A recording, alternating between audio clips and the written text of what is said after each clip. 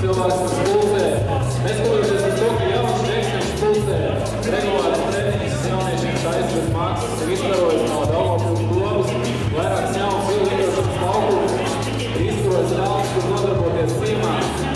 Līdz ar to arī pats ar savu sniegumu rāda priekšniņas. Līdz ar to arī cepuri nost, aplausa Aleksandrs Ivanovs. Nikols Valods, Rīga, Borņakāla viela igrošanas skola.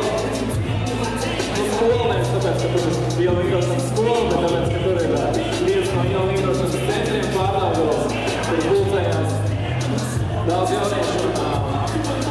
Es atceros arī Reikals, kad viņš pirmoreiz atnāca uz treniņu, tad kā viņš tāds spēcīgs izskatīgs puļķis izskatās, bet tad tāds atnāca saulīgs, tāds maziņš tievs un prasīja, ka jums tur treniņu notiek.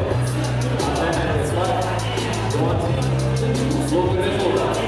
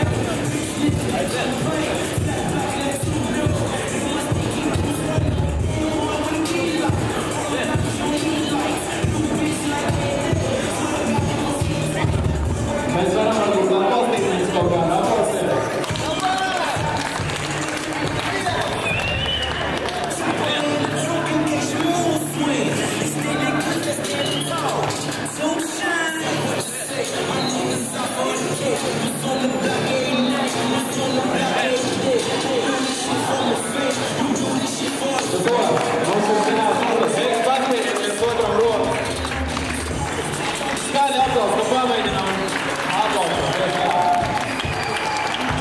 Uzvarētājs Nikols Valods. Nu ko, griežam atpakaļ.